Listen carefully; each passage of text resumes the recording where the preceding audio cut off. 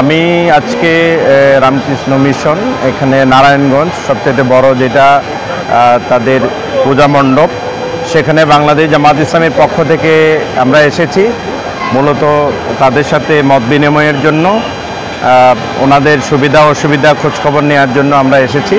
আমরা বাংলাদেশ জামাত ইসলামের পক্ষ থেকে সনাতন ধর্মের যেই ভাইয়েরা বোনেরা আছেন সবাইকে শুভেচ্ছা স্বাগত জানাচ্ছি।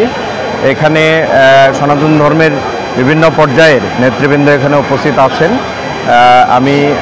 তারা আমাদেরকে আমন্ত্রণ জানিয়েছেন এবং তারা জানিয়েছেন যে নিরাপত্তা সহ সার্বিক যে বিষয়গুলো রয়েছে এগুলো সুন্দরভাবে চলছে, তাদের কোথাও নারায়ণগঞ্জে কোথাও অসুবিধা হচ্ছে না।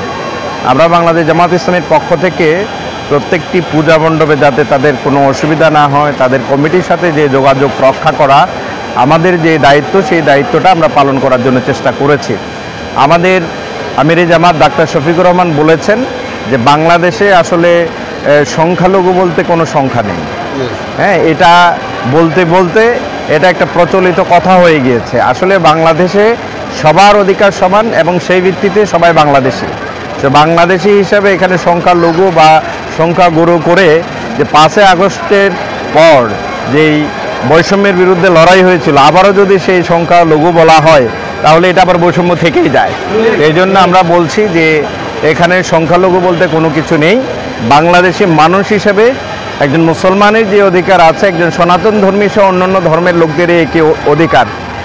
এবং আমরা বলছি যে প্রত্যেকে যার যার ধর্ম যদি ঠিকঠাকভাবে পালন করে, দেশে যে অন্যায় অবিচার যেগুলো চলছে এগুলো চলার কথা না। কিন্তু আপনি সনাতন ধর্মের লোক বা আরেকজন মুসলমানদের ধর্মের লোক, সে তার ধর্ম ঠিকঠাকভাবে পালন করতে না পারার কারণে এই সমাজে নানা ধরনের অসঙ্গতি সমস্যা, নানা ধরনের জুলুম নির্যাতন অবক্ষয় চলছে।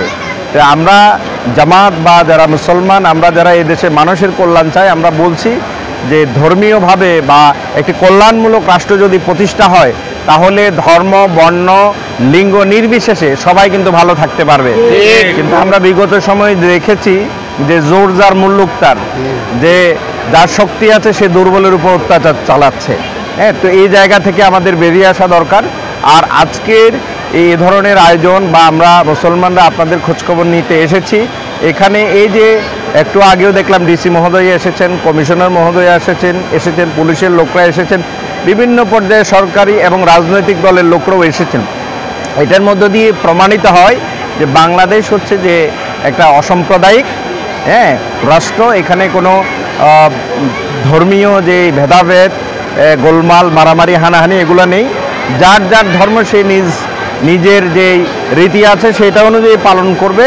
আমরা সেই জায়গায় একটা স্লোগানের কথা বলছি যে ধর্ম যার যার, রাষ্ট্র সবার, বাংলাদেশ সবার।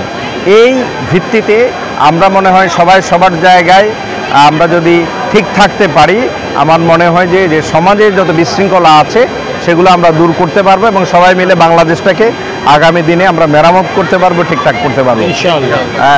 এখানে আমাদের আজকে সনাতন ধর্মের যারা আছেন তাদের পাশাপাশি আমাদের মহানগরী জামাতের স্টেট সেক্রেটারি জামাল হোসেন ভাই আছেন, মহানগরে আরেকজন স্টেট সেক্রেটারি জনাব মাওলানা নাসিরউদ্দিন ভাই আছেন, এরপরে মহানগরী প্রচার সেক্রেটারি আমাদের আব্দুল মুমিন ভাই আছেন, আরও অন্যান্য নেতৃবৃন্দরা এসেছেন। তো সবাইকে আবারও ধন্যবাদ জানাচ্ছি এবং শুভেচ্ছা জানাচ্ছি। আল্লাহ হাফিজ।